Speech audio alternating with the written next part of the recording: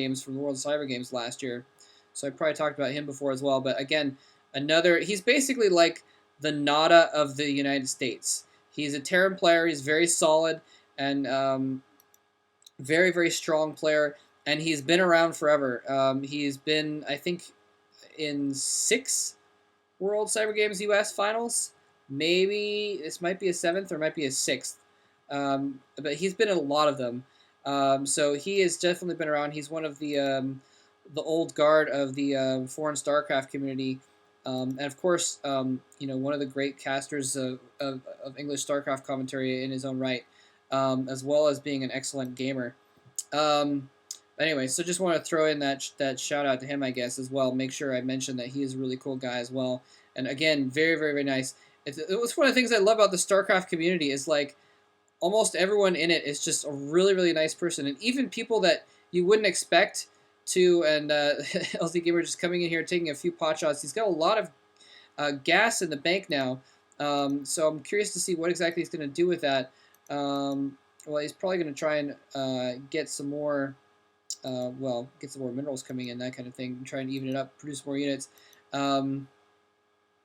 which I know is a very brilliant thing to say, that he's going to get more money and produce more units, but anyway, really, my point though was that he needs to kind of even out his ratio and get some more minerals intake so he can produce more units overall. Anyway, his meatless force is starting to get whittled down. He's been trying to produce more hydralisks in the meantime. Macroing up hydralisks at all of his bases while he's using these mutalisks to kind of delay things, basically.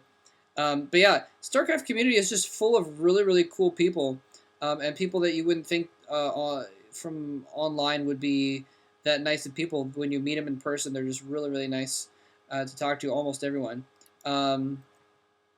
Anyway, yeah, so Artosis is definitely amongst that group. It looks like we got a small drop here going on. I noted I didn't get a chance to say it, but I noted the drop being upgraded there. It's just finished upgrading, and he's got just 3 overlords full with hydralisks here. Just a little bit of a drop. Might do some damage, though. It looks like Artosis just has a few Goliaths in his main, just to keep track of things, just to oversee the SCVs, tell them what for if they get off task. Let's see what he's upgrading over here. Let's see, he's got +1 weapons upgrade. And we're seeing the +1 armor upgrade and no second armor yet. He's probably going to plant down a second armory at some point, though. Here comes that drop. Let's see what this amounts to. Again, only a few Goliaths in the main here. Probably going to be able to do some decent damage. Coming in here, the turret's going to force him to drop. Where's he going to drop? He may even, in fact, be targeting that armory. Let's see if he targets the armory down. The armor upgrade is almost finished, but he's targeting it down with the Hydralisk, and he's going to kill off the army before the armor upgrade finishes, and that was epic, epic upgrade sniping. Nicely done. The tanks are going to come in, and if he's smart, he'll actually pick those Hydralisks back up and just run them out again, I think. Excuse me, my throat's a little bit dry here. But in fact, if he's going to just camp them out here and basically just kind of keep them there for a while, it looks like. Maybe he's just not paying attention. He's trying to do other things. I mean, he's macroing up and what have you. These Hydralisks in the long run are not really that important of units, and they do get slaughtered by this the tank and the several Goliaths coming back to reinforce. So LzGamer, though, taking a 4th base during this time, and that's going to put him in a really good position. He's got 4 bases now, and they're all gas bases. He hasn't taken the gas over here yet. He's just getting this started, but the potential for 4 gas here. Never underestimate mech, though.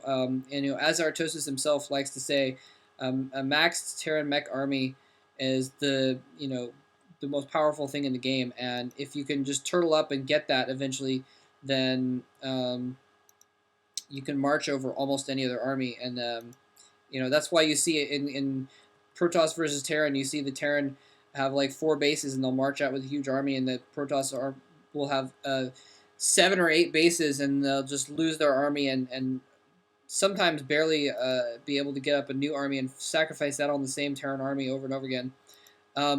Anyway, so yeah, it looks like he's got a lot of tanks here. A little bit, well, I was going to say tank heavy. Yeah, he is a bit tank heavy. But I mean, he's got comsat. He's scouting. No, wait, maybe he doesn't have comsat. Okay, never mind, he doesn't have comsat. Somehow he must know, that perhaps from these vultures running around, that LzGamer is going for a Hydralisk heavy army, and he's responding in turn with the tanks, and that's pretty much kind of the back and forth strategy that you want to go with. Is from the Zerg point of view, if they have more tanks, you want to get more mutas, and from the Terran point of view, if they have more mutas, you want to get more Goliaths, and then as the Zerg, if they have more Goliaths, you want to get more Hydras, etc., etc. The Hydras to counter the Goliaths, and the mutas to counter the tanks. But it's hard to get upgrades. That's one of the things that makes it difficult for the Zerg to do this. Is it's hard to get upgrades for both units at once. The Terran mech can just have mech upgrades, and in order to have good Hydras and good mutas, you kind of need to upgrade one or the other, and you kind of need to commit to one or the other. And LzGamer running in there, almost getting catching Artosis' army a little bit out of position. Artosis saw it coming in though, sieges up. He's taking his third base here pretty soon, by the way, I think. Well, maybe not. I thought he was taking a third base. So never mind. He's actually just going to push out here and just try and do some damage. Try and make sure that LzGamer isn't just able to sit around and macro up, because that's not what you want to do. That is the way to lose, even if you have a huge mech army, is to just let the Zerg sit around and do whatever they want. He's moving into the main base. Artosis' army coming in from the opposite side, though, doing some incremental sieging up only a few tanks so that the rest of his tanks can stay mobile and move in farther. But he appears to have enough siege tanks in both locations to just completely slaughter that army. So powerful. Tanks just so powerful against the Zerg army. 125 to 150. So look at this. LzGamer has already managed to macro up another army very, very quickly. He's going to move in here, but again, a lot of siege tanks here. He's not quite sieged up, but unfortunately, LzGamer's forces are just moving in a line into this concave of forces, and one of the observers laughing at that situation. A little bit unfortunate for LzGamer. I don't think he expected Artosis' army to be exactly there, and he may have been focusing on something else at that time and just not quite pulled it off. He's been doing a good job of keeping these mutas roaming around, seeing if Artosis gets a third base anywhere.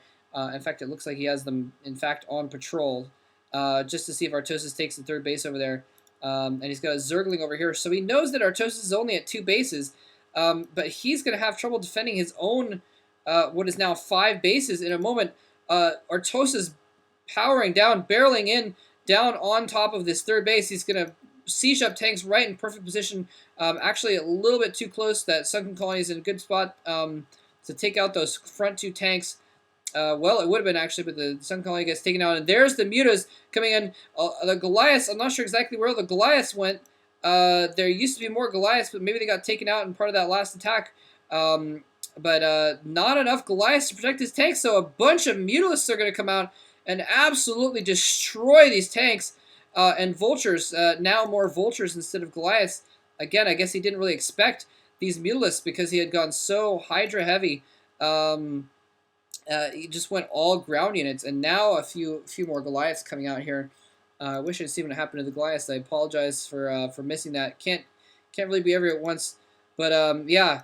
Anyway, this is pretty crazy. And In Control saying that Dan is going all in. Dan being Artosis is going all in with this mech attack. He's basically playing almost like a TVP strategy. Well, I mean, it works obviously for this too, but going for 6 factories, just making a ton of units without expanding, and that's what the observers are again referring to as well, as you know, he's kind of making without expanding for a while. I kept expecting him to expand, and he wasn't.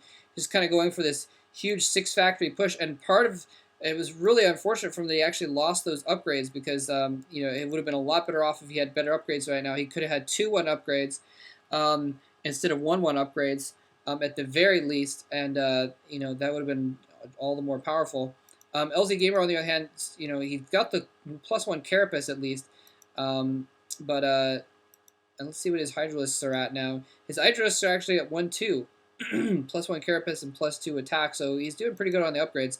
But you know, Mech is just so strong that it's not too big of a deal. Anyway. He's doing a good job harassing with these vultures, though. We saw him harassing over here earlier when he's trying. Well, LZ was trying to get this base back up, and he's now harassing this new base over here. Doing a good job of it. In fact, it looks like LzGamer was forced to play